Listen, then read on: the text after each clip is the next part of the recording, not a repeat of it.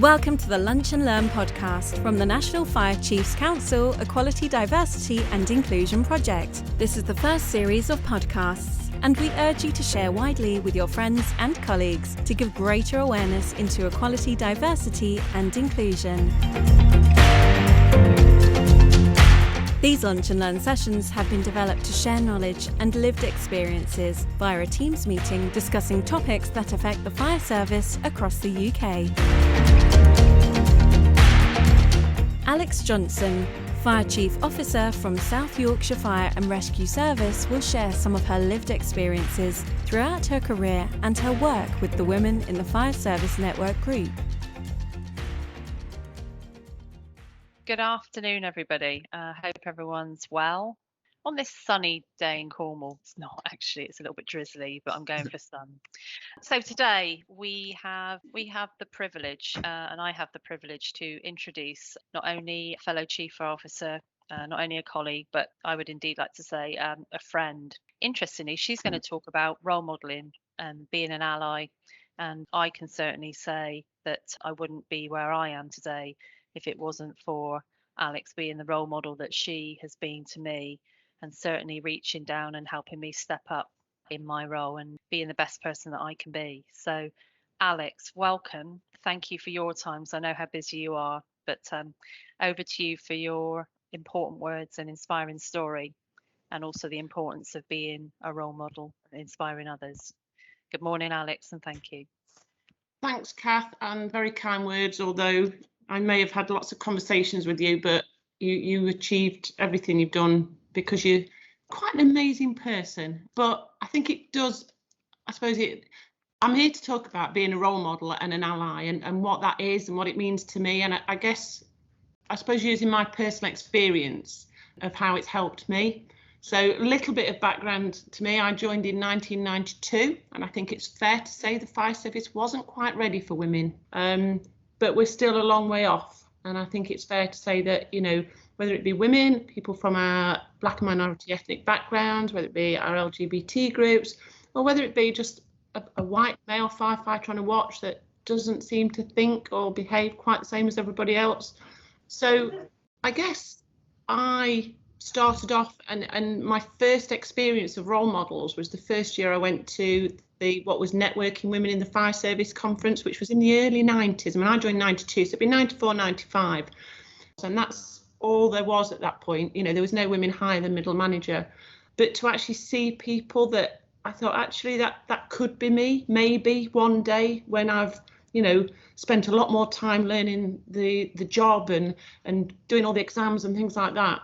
But very quickly, I also realised that you could be a role model to other women that also didn't, you didn't have to hold rank to be a role model. And I started in Derbyshire, because I started in Derbyshire, did 25 and a half years in Derbyshire. We started a women's network, support group, whatever you wanted to call it. Because what we'd found was that women almost intentionally avoided each other.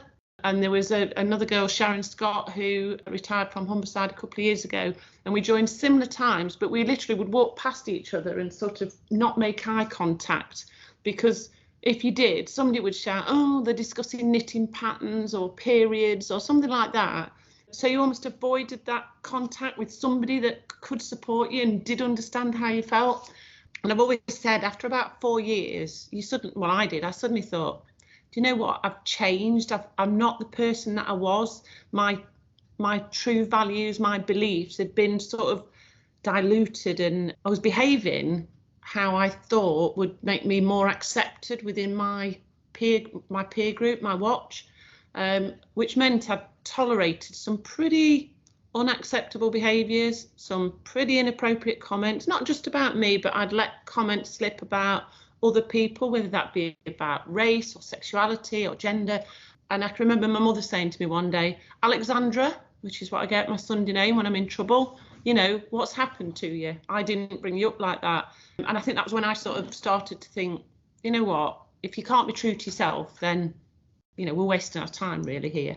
So that's when I started sort of the women's support group, getting other women involved and offering that bit of support that, look, you can give me a call if you've had a crap day and you just want to rant at somebody and you don't feel you can do it. And we would discuss ways that we could perhaps go on to the shift the next day and go, actually, you know what you said yesterday, I found that really offensive, or it really upset me, or, would you say that in front of your daughter or your wife? So we started to sort of come up with ways that we could cope and challenge a bit, which sort of leads into why you need the allies, because it's a really lonely place when you're the only one that's challenging. And, when other people on the watch perhaps come up to you later on and go, yeah, I didn't agree with that either. It's like, well, if you'd said something, that power of both of us saying that's unacceptable, you've got more chance of people sort of thinking, it's not just her being oversensitive or not taking a joke. So that's really important, that support from others. I think the fire service, the culture is so strong that there are lots of white males on watchers that adopt behaviours and accept things that they wouldn't normally. But it's easier than, somebody going, what's up with you, you must be just a gay or something. And the horrible comments that are made to men on watchers have been equally as disgusting. So in Derbyshire, we formalised the women's support group, and that became quite strong as women felt more empowered to help each other and to push back. And what it also did was give the opportunity to talk to management about the issues that we had, things like uniform, which still isn't resolved. I have to say, 30 years on, you still can't get a pair of trousers that fit you. I can go to Next and buy a pair of size 14s and they fit. I asked for 14 uniform trousers and they look like a pair of riding breeches. But anyway, it's getting better. But they were the sort of issues that we took to management and said, look, we're not happy with this. And I mean, when I joined, there weren't separate facilities for women. Literally, they put a sign on the door that said, woman using, and I'd use the officers' toilets or dormitory. So it was a chance as those role models and as that support group to step forward and say we need change. But then that comes back again to the allies. It depended on how receptive those managers were, whether they just sort of went, okay, we'll look at it next time we do this. And those managers that actually said, what, this is, you're right. We shouldn't have to have locks on women's toilets doors. Because men shouldn't use the women's toilets.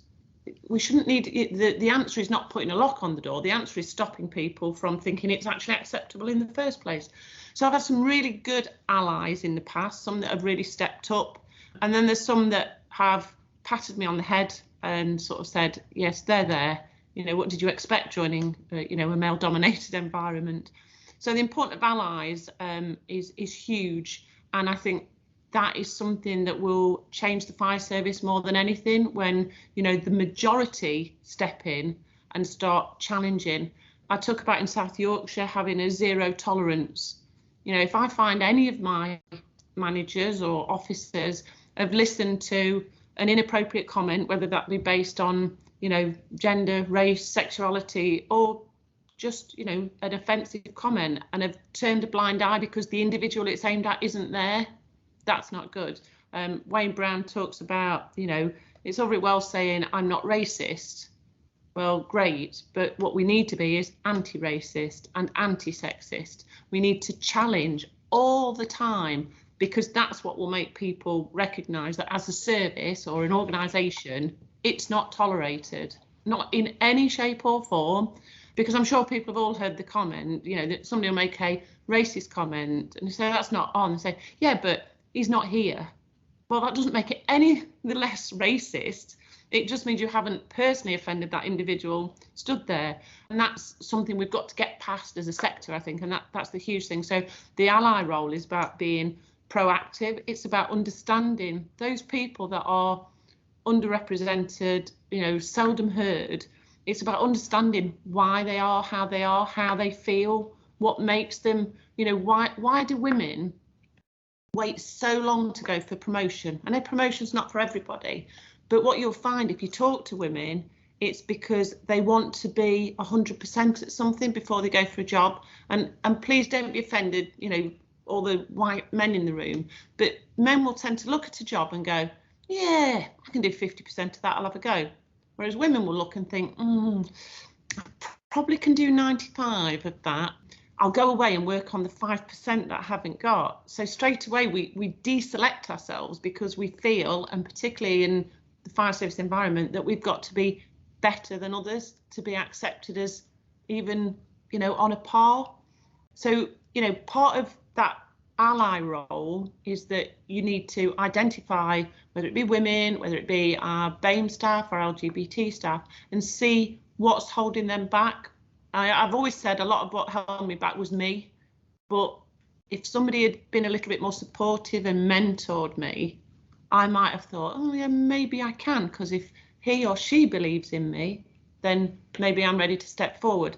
So the ally role is about finding out why certain groups of people, what's stopping them, and asking people, if you sit and get to know somebody and say, what do you think we could do better as a management team to encourage a more diverse people going for promotion or applying to the fire service? There's no quick fix on any of these, but at least if you can understand, I talk to my staff about understand what the Black Lives Matter movement is about. What is it? So that you can hold a conversation, because I've not yet met a woman or a black person that's ashamed of being a woman or a black person. And I quite like talking about, what's happened to me as a woman and, the successes and the things that have held me back. So getting to know them and being genuinely interested and have an understanding about, what makes them tick, what you could do to support them to step into that space and not just abandon them once they've gone for it. Because again, whether it's been as I've been appointed chief or leading firefighter as it was, then thinking, oh my God, they are going to find me out. They are going to, the imposter syndrome of somebody is going to tap me on the shoulder and say, what are you doing here? So you need that, that mentor role is really important to, have those chats to see how people are going and actually say, that sounds really good. It sounds like you've got to know the watch or you've got to know your department, and building that confidence, because, without people like Kath Billings, Danny Cotton, Cheryl Rolfe, that used to, when I'd ring them at the end of the day going, oh my God, this happened today and I did this and I did that and I'm not sure whether I've done the right thing. And then, you sit there and talk and think, oh, actually, yeah, maybe I did do the right thing. But that self-doubt and, building that confidence. So that's really, really important. I mean, one of my roles is I'm one of the directors of Women in the Fire Service, which I say I've been on the committee for 25 or 6 years now. And that's been hugely successful in empowering women and not being a group that excludes, men. They're more than welcome to join Women in the Fire Service. And that's another thing you can do, by joining as an individual member of that, you're showing your commitment to women. The Facebook page, you see all the questions of people coming in, whether they're asking about uniform or whether it be about, maternity policies and has anybody experienced this problem? So sharing around the UK. When we get young women that are thinking of joining the fire service, I link them up with women around the country or recruitment advisors and say, right, this is the service you're applying for. Here's somebody, and they get that sort of mentoring role. So women, before they even join, are starting to think, actually, be proud of being a woman. The reason we want a diverse workforce is because it makes us so much stronger, and that's across all roles. If we all look the same and think the same, then we're only going to reach a very small area of our communities. So it's really important. So women in the fire service as well, another thing we've identified is about the middle manager groups are key. Middle managers are, it's the sort of make or break point for people within the fire service, and recognising that middle managers come off a watch when they've been running with the hounds for many years, and then suddenly, I can see you smiling, Riley, Mick. We put these rank markings on their shoulder, give them a white shirt or, blue shirt, whatever it is, and say, right, run a station. And then suddenly the station manager is having to say to a watch, oh, you can't do that, that's sexist. Yeah, well, it didn't bother you last week, did it, mate? So how do we empower our middle managers to consider their impact? Ideally, people will grow from firefighter through and we won't have these issues, but it's still a big problem for middle managers to suddenly start saying, right, not on my station, I won't have those comments. If I catch people using the ladies' toilet, or if I find that these comments have been made, or whatever it is, it's really difficult. So there's a huge amount of work, and one of the things we developed last year for women in the fire service, we did some real life scenarios that were had really happened, and we just did like a facilitated discussion about what would you do if this happened, how do you think that makes the individual feel, because I don't think people always consider the impact on somebody else and the long lasting impact. And again, this goes back to sort of the imposter syndrome of women. We do often take things more to heart than perhaps some of our male colleagues, and sometimes it's only just it's a tiny comment, but it's that drip every week a different comment that really undermines people's self-confidence. And say that's not just women, men obviously feel that as well. So the ally role at middle manager level is hugely important, and having that zero tolerance and being confident enough to say, maybe I did accept it last week, but it wasn't acceptable then. That would have been really offensive to Alex or to Harmandeep, or, and make it personal, make people think about how would you feel if, I always say it, if your daughter or your wife came home and said, the boys keep using the girls' toilets at school, you'd be banging on the door saying, what are you going to do about this? And yet 30 years on, I still hear stories that, male firefighters think it's okay to use the women's toilet when their toilet's next door. And they're the sorts of things, that zero tolerance, deal with somebody and say, as an ally, I'm not sexist, but I'm anti-sexist, and I'm going to challenge these things head on and really show that leadership. And that's really important, because we're never going to change while people think it's just, let's just ignore it. Let's just pretend it's okay, and hopefully somebody won't leave and take us to employment tribunal. But these are the consequences of if we don't deal with these things. Women, LGBT, for your BAME staff, you'll probably find that people would like to do it, but it's quite difficult to get set up. And I always say to people, why don't you say to somebody, I really would like a women's network setting up, how can you help me do it, rather than you say to me, right, Alex, why don't you set up a women's group? Whereas if you say, I would like to set up one, could you help me? And how do you think is the best way to approach people? And then also the key point is getting people's managers to encourage them. One of the best ways I've found is if a watch manager says to a firefighter, hey, there's that women's training and development weekend. I've looked at the all the workshops, it looks fantastic. Why don't you go? And then when you come back, you can go through some of the stuff you've learnt, rather than, oh, are you going on that girly weekend then where, you just talk about knitting patterns? There's a big difference between somebody thinking, actually, I feel valued and supported to do that, than, oh, if I go there, they're all just going to think I'm going to, chat about girly stuff. So how you encourage women to be part of a network, and I say this is, it's not just women, but showing that genuine belief in it and wanting to support it, recognising the challenges and saying, I get that this might be a bit difficult, that you're the only woman on the watch or woman in the team, but why don't we go together and say, we're going to set up this group, can you support me? One of the little bits, and I hope it's not as frequent now, when I first joined as one of the few women, I was wheeled out for more photographs as, sort of the token woman. And fire service is about teamwork, whether it be ops or non-ops, we're one team. So showing women as part of a team is far more inclusive to the rest of the watch. So rather than picking them out and, putting the spotlight on Alex, put spotlight on Alex and the rest of her exec, because that's the team, the dream team that makes me look good, sort of thing. So there are little things that you can do to not make women feel quite as though they're under the spotlight, but at the same time, sort of supporting them to be proud of being a woman, be, understanding of the issues that they have faced, not being frightened to sometimes say, actually, I don't think that's anything to do with being a woman, that's just because you've upset somebody, but if you have that inclusive environment, then it's easier to say that. Whereas I think when I first joined, I could have said absolutely anything, saying, well, it's because I'm a woman, and they wouldn't have been able to actually prove me wrong, because so much of it was. So I think, mentoring is really important.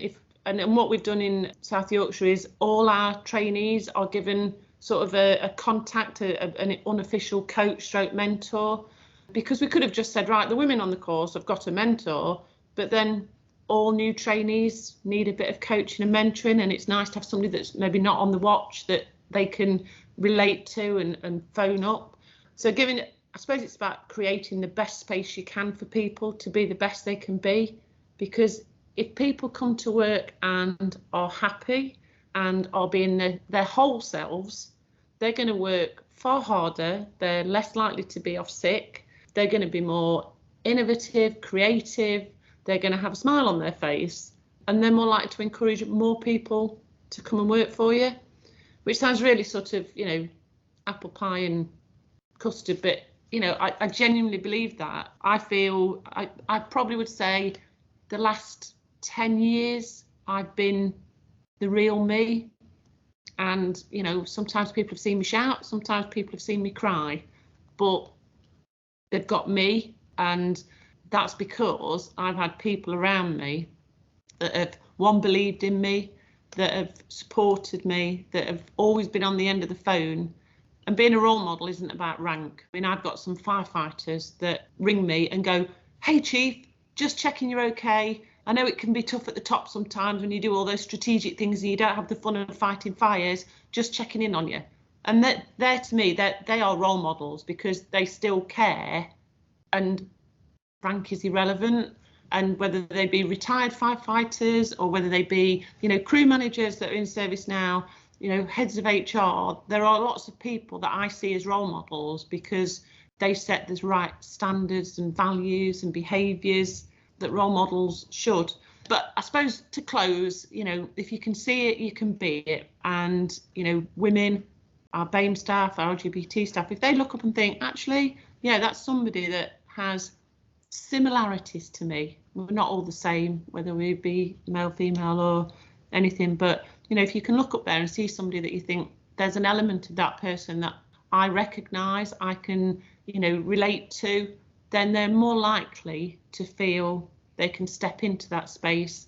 And I always say, reach as you climb, reach down and pull people up with you, because there's plenty of room at the top. And I think that's another thing. Sometimes somebody said to me once, if you come into this service, will you become the alpha female? And that just shows sometimes it is quite nice being top dog and the most senior woman or the most senior black guy. And sometimes you have to get over yourself and think, actually, it's great being top dog, but wouldn't it be great if there was more women stood at the side of me, whatever the top may be? And I get a huge amount of pleasure from that now, seeing other people climb that ladder. And being a role model is great. And I feel quite privileged and humbled that people see me as a role model. But it's not difficult, and anybody can be that role model. And for those of you that aren't operational or wearing a uniform, you are still role models to women across your service, just by the way you behave and support them. It's not always about that promotion, and creating policies and procedures that encourage and support our underrepresented people to be the best they can be. And I said I'd be about half an hour, and I think I've gone on long enough. So, Kath, would you like me to take any questions? I do have a couple of questions coming in. I'm going to go to Ajia, if that's okay. Oh, hi, Alex. How you doing? Hi. I'm from West Midlands Fire Service, Ajia. One of your points that you raised was that you got people, they've got certain values, and then all of a sudden they get promoted and they have to fit in a certain way. What do you do about that? Is it about that we got to give them training beforehand, or should we be training people from the ground floor about their cultural values and whatever? And because sometimes what happens is they get promoted and they don't even believe in the values of the organisation. So what do you do about that? What can we say to the fire services around here? Take away something. I wish I had a silver bullet for that one, Agia. Yeah, ideally, it should be a process where, people join with the correct values and behaviours and they just move through the organisation with them. But being a realist, I know that's not always the case. People go through interviews and, will say lots of things. That was my sort of process, and Kath will support me on this. When we looked at the middle manager stuff, I don't think people understand sometimes the impact of their behaviours on others.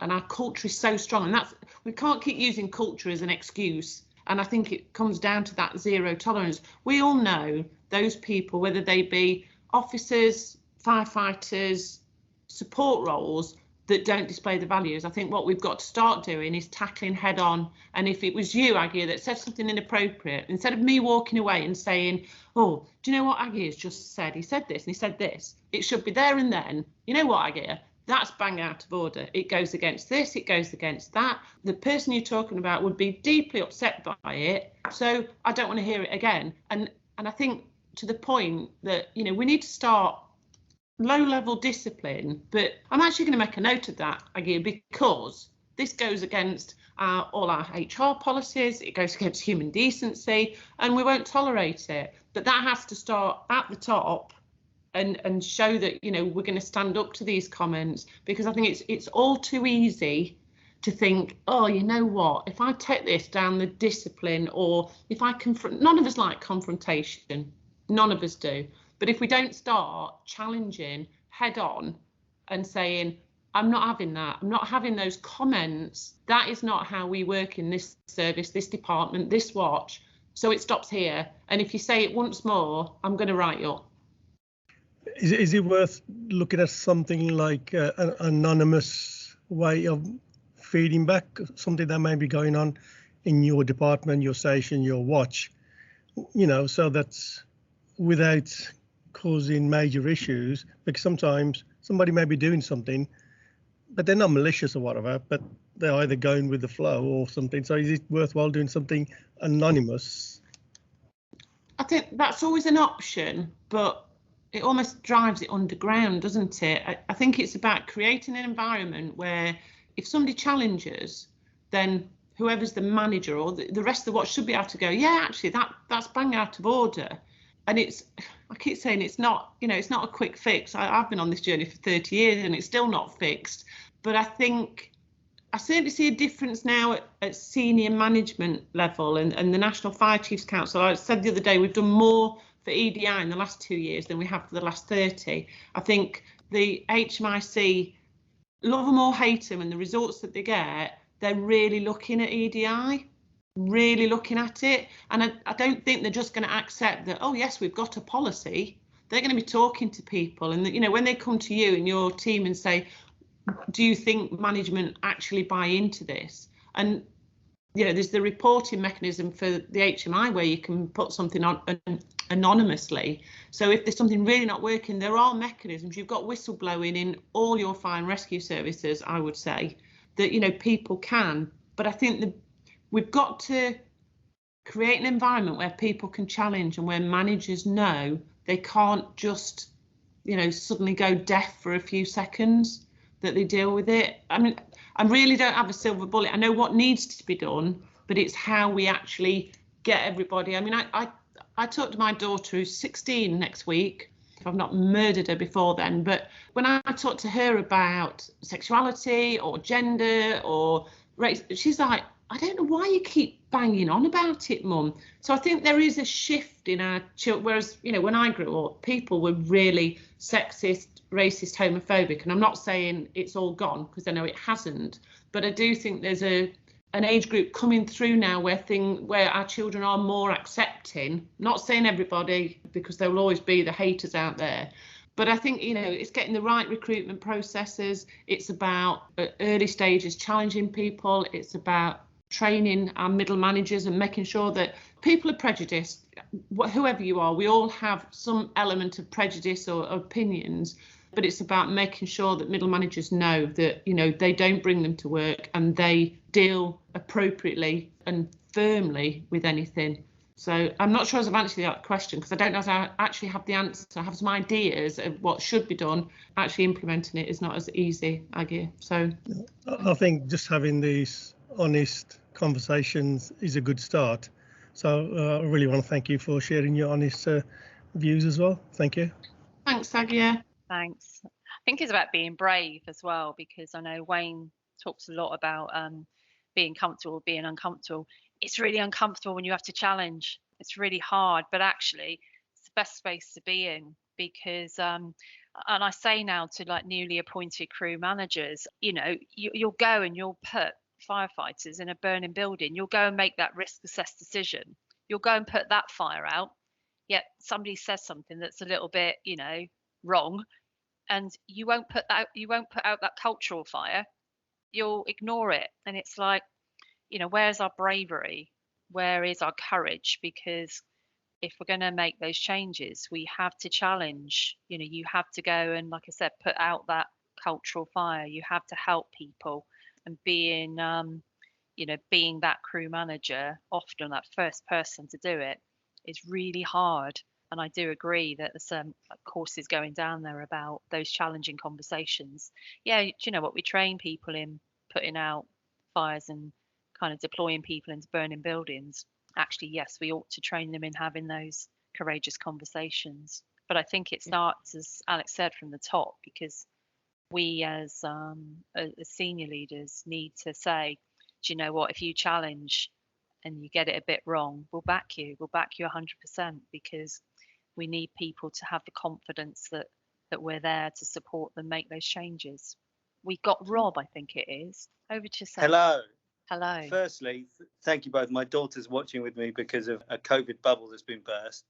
She's very excited to meet two female chief officers. So fantastic.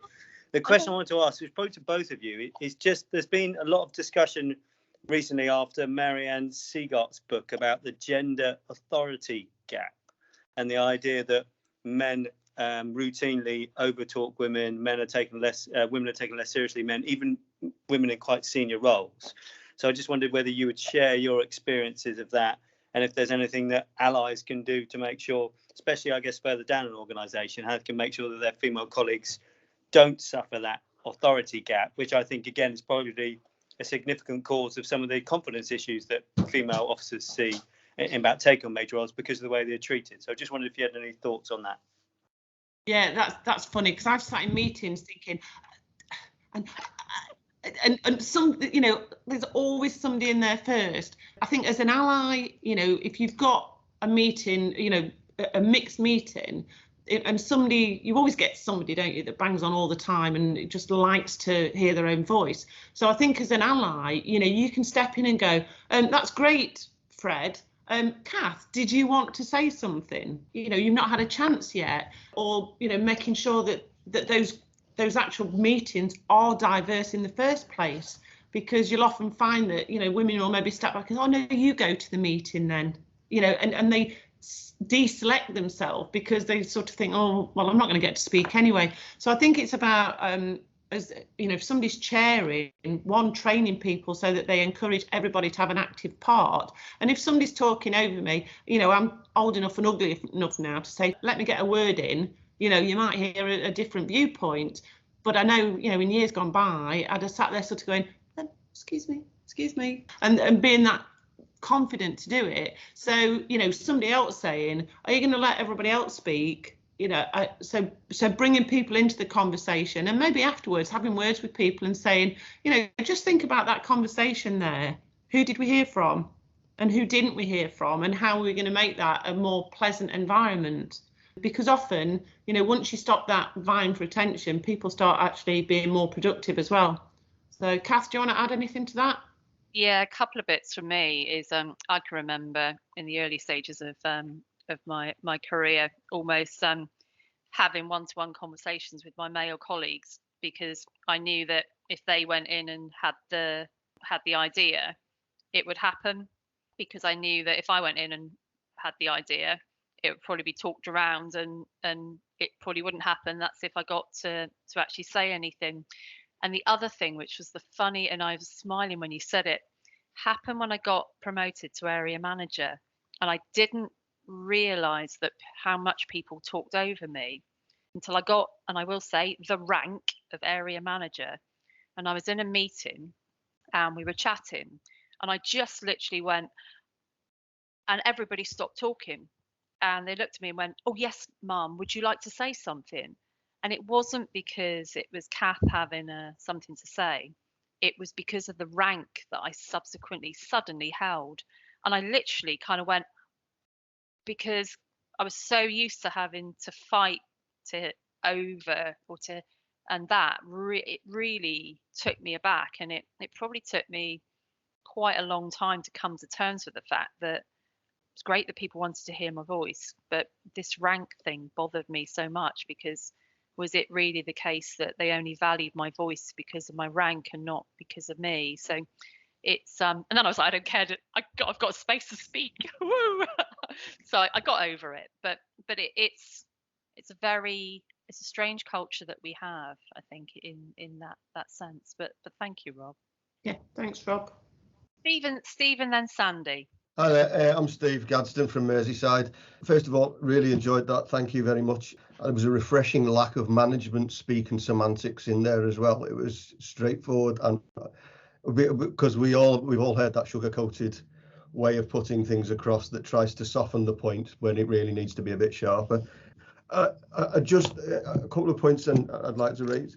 I joined the same years as you, and I know everything you've described, I recognised a lot of it was retrospectively, down to locks on doors for toilets, and at the time I realised, or it was pointed out to me, I have to be honest, I didn't actually realise the impact it had on people, and that kind of behaviour, and it breaks my heart when anybody says I can only be myself because I've got a rank. I've only been myself for that amount of time,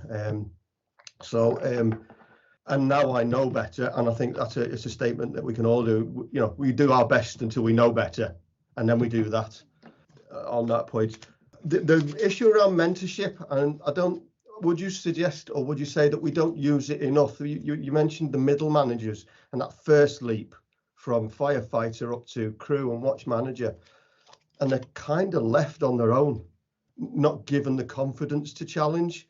Is there something we can do as a sector to really sort of bolster that and give them the tools to do their job?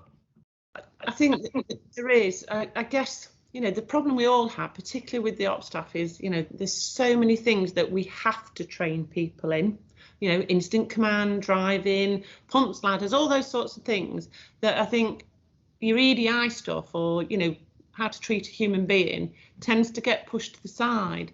I'd like to see it as certainly part of supervisory and middle managers' development folders, you know, and not just, we're now going to sheep dip you with an EDI, you know, training session, but really look at the consequences and the risks to people if we don't do our job, which is all we're doing. You know, we want people to be treated, you know, as human beings and to value who they are. So I think the understanding the consequences and the risks. I mean, I talk to middle managers, and, you know, newly promoted ones come and see me so I can just have that chat with them about what I expect of them, and don't expect you to turn a blind eye. You deal with it, and it's going to be difficult, and you've got to be brave, but we'll never change if we don't. But I think, you know, sort of supervisory and even at watch level, talking about the impact of locks on toilet doors. Just, it's nothing, is it? It's just a lock. But, you know, it's not at 3 a.m. when you can't remember the key code to get into the toilet because, you know, you've had to put one on there as a woman who may be on her period that day or whatever it is. It's a huge impact. So I think there needs to be something about, and it's not just about women, you know, we know we've got men that are maybe carers, or we've got kids that have got eating disorders, all these things that make sometimes people need that support at work. So it's not rocket science, is it? It's about being decent human beings. It's about supporting people to be the best they can be. But I think we do need to perhaps give some tools to people. And it's like I always say to someone, you know, if somebody says something really inappropriate, what we tend to do is we go, Steve, don't say that because, you know, it upsets me. And you go, why does it upset me? And we start this thing about justifying why we're upset. And what it should be, that's offensive, don't say it again. Yeah, but you're just being oversensitive.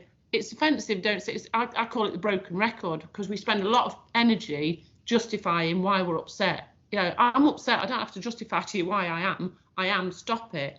But I think, going back to your question, because I'm easily distracted, I think sort of that mentoring from people, and we've got to make sure we've got the right mentors, because there's no point putting a racist person to be a mentor to somebody, because they're going to learn those bad values, not the good ones. So you've got to get the right people who have got to understand what we're trying to achieve and give them those tools. Handling difficult conversations is always good training, so that you can actually know how to challenge appropriately, and what to do, if you get knocked back and that sort of stuff. So I think it needs to be part of development folders, and having good mentors, coaches that help people behave in the correct way, and see it as a positive, not as a weakness, to treat people with dignity and respect. And it's interesting what you said there as well about where ED&I sits, because all ED&I really is asking people to behave decently, isn't it? It's on that. The other just point I wanted to raise is, because it was something I experienced, I wasn't sure how to be an ally.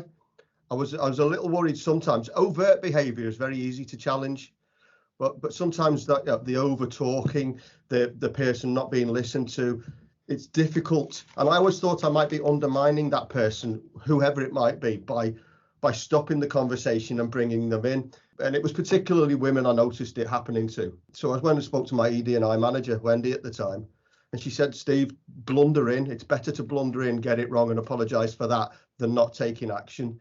And that's something which stuck with me, and I've tried to sort of pass on to all the other people that I work with. Sharon put something in the chat about, sometimes, somebody may say something and I'm not actually offended by it. But if you pick it up and think, that's a bit sexist or racist, if you step in and go, do you know what? That's a really sexist comment. And actually, Alex may or may not be offended, but I think it's wrong. And that's that power. That's that real proper challenge of saying, I don't care whether there's a woman or a black person in the room, that's bang out of order. And if it is a meeting, say, you know what, everybody's had some great ideas, but there's a few people who have not had a chance to say anything. So one, can we be a little bit more thoughtful about making sure everybody gets to speak, because the power of this diverse group is actually in the hearing and the listening, rather than saying, oh, Kath, you haven't said anything yet, which rather sort of puts a spotlight on her. But that broader, right, we've got some very strong voices in this room, and there's some people that haven't had an opportunity to speak. So why don't we let Kath or Catherine speak, and bring them in without sort of going, weak one in the corner. You haven't said anything. So I think that's about, practice, isn't it? And you know what, sometimes you're going to get it wrong and it might be a bit clumsy, but I'd rather you were clumsy and made the effort to support me than sit there and say nothing. The other thing as well, Steve, is that when somebody, because it does feel, Wayne articulates it really well, it's a struggle. You don't realise sometimes how tiring it is, because it's something that you constantly battle with. But when somebody somewhere just says, actually, I'm just going to pick that up for a minute, and I'm going to challenge, and I'm going to try and make the situation right. You cannot, Steve, I can't tell you, it just feels like a weight. It just feels like for that brief second, you get a time to have a breath and just go, oh, and it's an incredible experience when an ally does that for you. And like Alex said, I think I would rather somebody tripped up several times in trying than didn't try at all. I think it's fair to say. Michael says, EDI is like the roots, and without it, we can't create a strong tree. I like to say that if we put it in the context of a human being, EDI is pretty much the blood that runs through our body. Without it, we don't exist. But you're right, it should never be something that's on the side. It's integral to everything we do. Sandy, you've been waiting a long time. Thank you, Catherine, and thank you, Alex, for your chat today. It's really inspiring, really felt for you. My question is, we have staff, female firefighters, right across on different sites, and sometimes they're the only one on a watch. And it's how do you actually say you're there for them, but also how do you give them the strength to speak up as a lonely person? Because I often feel that when you are the only one on a watch or anything of the sort, you almost feel, should I say, on your own, and the confidence just goes, I think, in terms of standing up to somebody or a group of people that are being just behaving inappropriately. And no, they probably are, but are challenging that whole dialogue. So I just wondered whether you had any kind of ideas around doing things like that. I think the main thing, I mean, it's really hard, particularly when women are so isolated, and, you know, they might not, I mean, the only woman I used to see was the station cook when we had them. You know, she was the only woman I saw, or perhaps one of the ladies in, you know, business fire safety. So getting women to know each other. We've got a WhatsApp group in South Yorkshire that's got all the firefighters on. So if they've got an issue, they can just put a message on the WhatsApp. I've come out of it so that, because they're being chief and they might not say what they want, which is absolutely fine. But it's about encouraging women to join up as a network. And the way to get women on very isolated watches is to encourage their watch managers to actually, you know, encourage them to do it. So I sort of said earlier, you know, when we have the training development weekend, if a manager says to somebody, Kath, I'd really like you to attend this weekend, and I want you to send me an email saying what you've learned and how it's supported the watch, then, you know, that makes that, well, I've had to go, you know, management have sent me. Once they've been once, they're like, oh my word, this is amazing, you know, I've got all these women to support me. So it's the hardest bit is breaking that down first, and if the watch tell them to do something, it's like a lot easier. And then once they get that power to that permission, and I know we shouldn't be asking for permission, but just to get them there in the first place. So I used to go to the station managers and say, right, I'm holding a women's group, we've not seen anything from, you know, the girl on Blue Watch. I'd really like you to encourage her to come, and think about how you encourage her. Don't go, you know, the gaffer's told me I've got to get you to this meeting. It's about saying, oh, I've been told there's this meeting. It'd be really good if you go. You know, we can sort out your time off, or whatever it is. You can take a station van. Be really interesting. Perhaps you could tell us about it when you come back. Be interested to know what some of the issues some of the women have. You've got to create that environment for them to feel for the first few times to get them there. I know some services have said, right, this is a training course, and they've put all women on it. That can be a bit sticky because, you know, it's like you're almost taking people's freedom of choice away. Yeah. But it, you know, you might get the odd one that thinks that's a good idea. I personally would sooner have the managers sort of encouraging them to do it and supporting them. You know, maybe having an event that is for the middle managers, but they're encouraged to bring the, you know, women firefighters with them. It's about making it not a taboo subject and not putting this spotlight on people. So that's where I'd start, and going, my EDI team go out and sit on watches and have talks about what it is. And so somebody will talk about locks on toilet doors or uniform, and then you get people going, really, that's disgusting, and then you open that conversation. But it's not an easy one. But what you'll find is once the women do get sort of networking, then it becomes really quite powerful. And, you know, and that's the same with any of the groups. You know, it can be really positive. But supporting women or black minority to attend things like AFSA and WFS are all really good things to do, because it gives them opportunities to talk to people that, you know, have either been there, done it, or can give them support to deal with things. Okay, thank you. That's really appreciated. I just wondered also, did you have any thoughts around anonymous kind of feedback? Because I know you said it kind of varies things. But working for the NHS previously, I know what they've done is actually set up various channels to actually do that, because there are sometimes people that want to speak up but feel fearful of what the consequences might be with their colleagues, or the backlash. So I mean, I suppose it's an option, and to me, I don't care how people get support, if they don't feel strong enough to speak up. But there's a fair chance if an anonymous complaint or issue gets put in, it'll be the woman or the black person on the watch that will be blamed for putting it in anyway. If it's about racism or sexism, it's going to be, well, you've put it in, haven't you then, Sandy? Because obviously nobody else would, because we're all white. So I think the only thing with that is it can create, and that's about, again, creating an environment where people can say, because then at least you can say, well, yeah, it was me, and it really made me feel like this, whereas it could be somebody else has put in the complaint, but you're defending it when actually it wasn't you.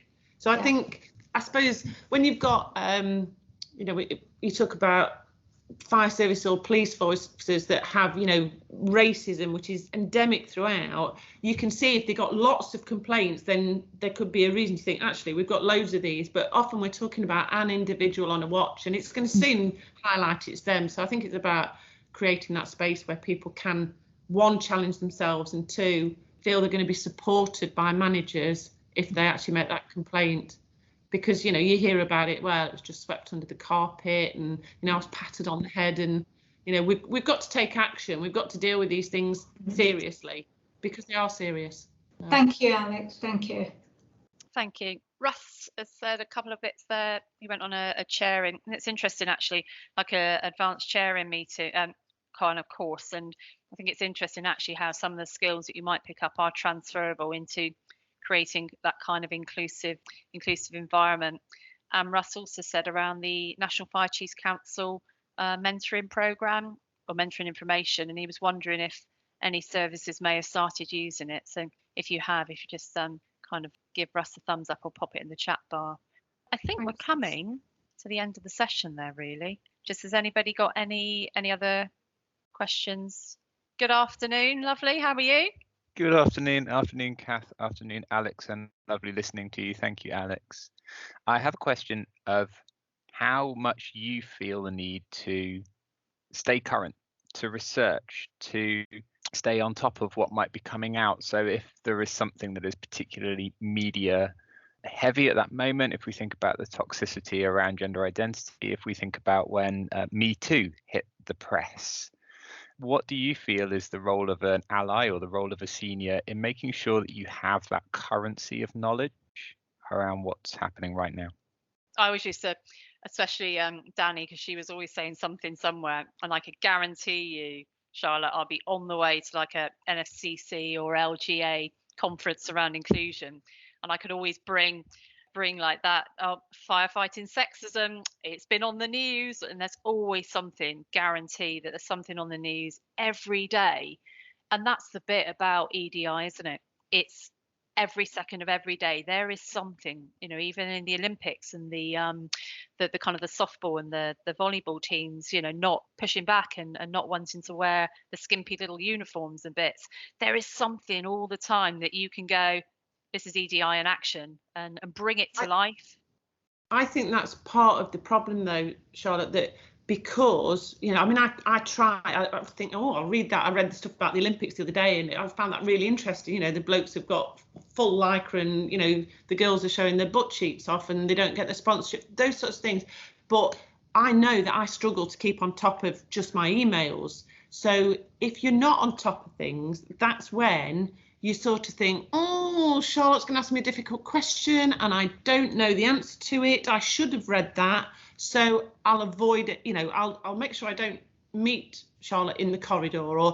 So it is really important. But I think on the other side of that is, sometimes accepting we can't keep up with everything, but being honest about it. So if you said to me, have you read this? I go, no, I really haven't. It's something I'd like to. What does it mean to me? What do I need to know? And, and again, that's about encouraging some of your support networks to come to you and say, this is really important. This really impacts on us, because you can't read everything. but it's important. But I think recognising that that might be part of why people avoid some things, because they know they're not as up to date. We had an issue in our service about a lad that went to a Black Lives Matters protest last year sometime, and I suddenly realised I actually didn't know enough about it, and I spent one evening reading so many things and thinking, actually, it's not complicated, but there are so many different viewpoints on it. But at least I was able, when I talked about what had happened at work, to say, you know what, this is really important. Why don't you sit down with this guy and understand what it's been like to be a young black man growing up in Sheffield, and how important it was for him to go to this protest, and how we might have made him feel. So yes, I suppose the answer is yes, it's important, but I think the recognition that we are all, busy people, and if I've got to, decide whether I'm going to approve some invoices and sit down and read something about he, she, or Me Too, or Black Lives Matters, the chances are I've got to do the invoices, and finding that time is sometimes a bit, and I'm interested in those things. So yes, it is important, but I think that's part of the problem, that people don't know enough because they don't have enough time, or don't find enough time to educate themselves about various movements and issues affecting people. But I find it a fantastic and heartwarming feature of authentic leaders and authentic role models that they can. So if I would sit down with you, if we were to be walking in another Pride together, you would very honestly go, "Hi Charlotte, how are you doing? I'm not up to speed, so I'm going to use this little walk to get up to speed by just talking to you," etc. I know Rob has quoted a book. Rob's constantly quoting books to me, and I'm like, I need to go read stuff. And that's a really, really lovely place to be. But it's a very different place to what we've all been saying in this and in the commentary about maybe that conversation with a crew manager or a watch manager, where I'm like, right, so the chief has managed everything, done the invoices, and seems to have some invested knowledge. You're down at the junior manager level, basically quoting tabloids and opinion at me. And I do get that piece of, okay, I'm going to talk to Charlotte, and the conversation is going to be about EDI. I mean, I blew their minds the other day by talking about the football. They were like, "Ooh." But I do struggle a little bit with sort of encouraging that to cascade down through the organization, and maybe taking the time in our really, really busy training calendars and competencies, etc., to say, actually, if you found something you really want to hear about, or someone you really want to hear from, and you booked them in for a competence evening, and we spent 2 hours listening to their experience rather than doing a PowerPoint about agricultural farm buildings or something like that, that would be valued, and it wouldn't just be a tick box exercise. That would be something you'd be applauded for. And I think that's the problem, isn't it? It's easy for me to get all the middle managers in and say, right, today we've got Charlotte Stacey, she's going to talk to us about her life. And you get that chance to ask questions, and, like you are with me now. Whereas a PowerPoint presentation without somebody putting that context, that personal experience, doesn't have the same impact, does it? But that's the difficulty of having, however many fire stations plus how many crews, and getting everybody through it to give that real quality stuff. And one thing I think Zoom has done has created an environment where we can do more, and hence why we've done, for WFS, we've done positive action sessions for 50, 60 young women across the country, and we've done the middle manager training. So I think we probably need to seize that a bit more and have more of things like this where crews have the chance to ask those questions. I did one with Alison, one of my transgender volunteers, and I can ask her anything, and I ask her the questions that I know people want to ask, and you can see people like, oh, I didn't know that, so it's that lived experience where people can actually look and think, this is another human being that I've just learned so much about. Because PowerPoint isn't ideal. So thank you, Charlotte, and lovely to see you. Thank you. Great to see you too. Thank you, everybody. I think we'll just see the numbers kind of ticking away. Alex, thank you so much for today, sharing your experiences and your time. Thank you very much indeed for everybody. I'd just like to say, be brave, be courageous, and keep challenging and be uncomfortable. Thank you very much for your time today. Take care, one and all. Thanks, you. everybody. Take care. Bye.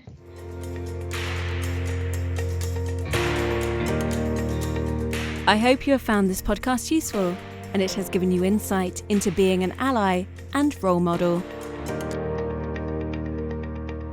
All Lunch and Learn sessions are available at www.ukfrs.co.uk.